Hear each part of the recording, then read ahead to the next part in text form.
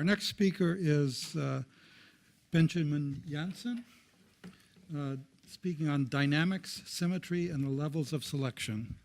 I want to talk to you about levels of selection, a problem that Matt touched on. And what I want to do actually is emphasize the other half of the dyad, process and pattern. In particular, I want to convince you that asking about levels of selection amounts to asking about kinds of processes, or more precisely, what I'll call dynamical kinds. And then I want to sketch for you briefly a general account of dynamical kinds that will allow us to answer the sorts of questions we want to raise. So I'll start off by clarifying the problem, what precisely I mean by questions about levels of selection. And then what I want to do is present to you a prominent formalism for asking questions about multi-level selection theory and show you in precisely what way it lacks the resources to answer the sort of question that I'm raising. Then I'll sketch for you a theory of dynamical kinds and briefly apply it to, as a first go, these sorts of questions of levels of selection. So what do I mean by questions of level selection? Well, I mean a family of related questions. I mean to ask something like, at what level of the biological hierarchy, at what level of biological organization does evolution by natural selection occur? To put it differently, what populations of biological entities can be said to participate or undergo natural selection? Populations of alleles, perhaps organisms, demes, species. To focus the emphasis, I would rephrase the preceding questions as something like the following. What biological entities, or what populations of biological entities, instantiate a particular kind of process, that which we refer to as natural selection? Right? So asking about levels of selection, I claim, is asking about which kinds of things can participate in a particular type of process.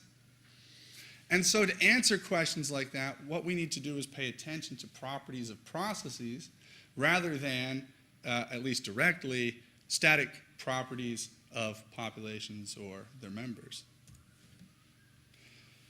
By a process, maybe a little bit more precise, I mean a path through time of the states of a dynamical system. That is to say, some set of causally connected dynamical variables, in this case, things like allele frequencies or phenotype frequencies. We should ask, I claim, about the features of dynamical systems that instantiate natural selection. So here's the problem as I suggest we frame it. Asking about levels of selection is asking which biological populations instantiate a kind of process we call natural selection. And to answer that question, we need to be able to characterize precisely what these dynamics are, what these sorts of processes are that we call natural selection, if in fact there is a single category. Now, it turns out that in standard approaches, it's precisely the second question that's ignored. And I want to give you an example. So the framework I'm pointing you toward is that of Kerr and Godfrey Smith. A general framework, as they put it, for talking about multi-level selection. And in the idealization, they ask you to imagine a population of groups. So these are my circles in the diagram. Groups are composed of a constant number of particles. That is to say, every group contains n particles. Now, they're using the group particle terminology intentionally to avoid begging the question, assuming things about what level of the biological hierarchy we're talking about. In the idealized process, reproduction works as follows. The groups dissolve, the particles replicate in an asexual panmictic mass, and then they aggregate after reproduction in new groups with n particles in each. Here's how that process is described in the Godfrey-Smith-Kerr setup. On the one hand, there's the particle view. The particle view involves two parameters, well, actually two sets of parameters. The alpha sub I, those are the expected numbers of copies of an A-type particle in a group with I A types. and n minus I B types. So we have just two types of particle here. And the beta sub i's are the expected number of copies of the B particles in a group with IA types. Right? So these are something like context-dependent fitnesses for the particles. They claim that there is an analogous group view that we could adopt of the same process. This again involves two parameters. The pi sub I there, the total number of copies expected from a group with IA types, they claim is analogous to particle fitnesses. Whereas the phi sub I is unique to the group view, it's supposed to be the fraction of copies from a group with IA types and n minus I B types. Both these views, the particle view and the group view, share actually a set of parameters, really the distribution of group types. So it's the frequencies of groups with 0, 1, 2, etc., A particles in them. Now, within these two frameworks, we can write down a description of the dynamics of the process. This is the dynamics for the particle view, or the dynamics expressed in the particle view. The details don't matter for us right now. All I want you to take away from this is the impression of the form of these two equations here. So P is the frequency in the metapopulation across all groups of type A particles, and Q is the frequency of type B particles. Similarly, with our second parameterization, we can write down the dynamics that they're referring to, Godfrey, Smith, and Kerr refer to as the group dynamics. Right? So in essence, this is just a reparameterization. There's a bijection from the alphas and betas to the phis and p's. I claim, however, that this expression of the dynamics is insufficient to answer our question. For starters, the groups are missing. Here's what I mean. The group dynamics represented in 7 and 8, that's these equations here, you notice these are still equations for P and Q, for the metapopulation frequencies of particle types, not group types. Okay? The groups only appear as fitness structure in the Godfrey, Smith, and Kerr setup, as they acknowledge their description amounts to what Damroth and Heisler called an MLS-1 type theory, multi-level selection in terms of fitness structure. To answer the questions of levels of selection as I've posed it, we need to know how the population of groups evolves. Right? We want to know about the frequencies of types of groups, not the frequencies of types of particles. Well, you can do that within the Godfrey-Smith-Kerr setup. You have to assume something about how the group frequencies are connected to the particle frequencies. And that's what that top line there is. That's their standard assumption for a number of the examples that they do. They simply assume a binomial distribution. So groups form at random after the particles reproduce in that big mass. Again, the details of this mess here don't concern us, except for the fact that it ought to strike you as looking different from the dynamics of the particle frequency evolution. And that precisely is the problem. Right? There are obvious differences in the form of particle and group dynamics. For starters, particle frequencies at t+1 were all expressible as functions of only one of the frequencies at t. That wasn't true for that big mess I showed you for the change in group type frequencies over time. So how do I know whether both of those actually represent processes of natural selection? So given, for instance, that what those particles are doing, that process of particle frequency change through time, given that that counts as an instance of evolution by natural selection, how do I know whether or not what I wrote down there for groups counts as an instance of evolution by natural selection? It looks different. What we need, I claim, are criteria for sameness of dynamics. Right? We need a substantive reason to say, yes, this system of things changing through time and this system of things changing through time, these are instances of the same kind of dynamics. we want to make sure that the account that we have lets us treat systems with different numbers of dynamical variables as equivalent, right? We want it to be the case that, you could have a population of two types evolving, and you can have a population of 25 types evolving. And we want to be able to equate dynamics of differing algebraic form. I say that because you end up with trivially narrow kinds if we don't allow this to happen. But we want to ensure that equivalent dynamical systems really constitute something like a natural kind. Right? There has to be a substantive reason for lumping these things together. It should tell us about an actual division of the world into types of processes. How can we do that? In the time I have, I'm afraid I can only sketch this for you. Please do ask me. There are lots of reasons to recommend this approach. I'll gesture at a few of them. The theory I'm going to give you is built on the notion of a dynamical symmetry. Okay?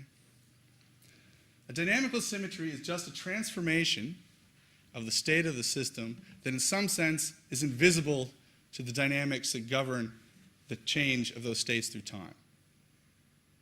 But differently, if we arrive at the same state by first applying this kind of transformation to the system, so you reach in and you kick it, and then you evolve, or you let it evolve through time, you let it change through time, and then you apply the transformation. If you get to the same place, that transformation is a dynamical symmetry. This is just a more fussy way to put the same thing.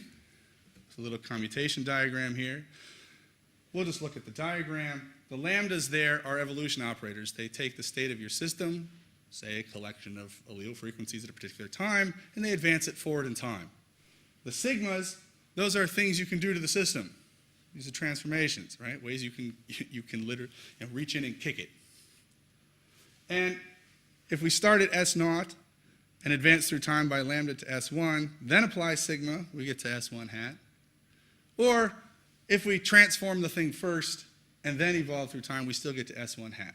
If that's the case, that thing we did, sigma, is a dynamical symmetry. Let me give you a concrete example.